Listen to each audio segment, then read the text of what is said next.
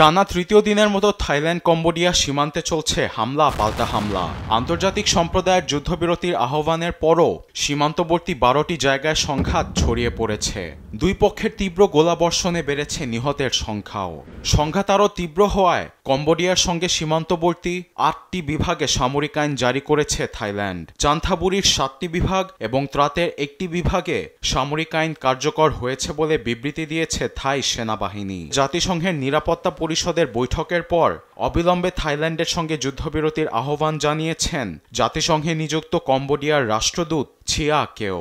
নিঃশর্ত যুদ্ধবিরতির মাধ্যমেই বিরোধপূর্ণ সংঘাতের সমাধান হবে বলে মনে করেন তিনি। একই সঙ্গে নিরাপত্তা পরিষদ উভয় পক্ষকে সর্বোচ্চ সংযম প্রদর্শন এবং কূটনৈতিক সমাধানের পথ অবলম্বন করার আহ্বান জানিয়েছে।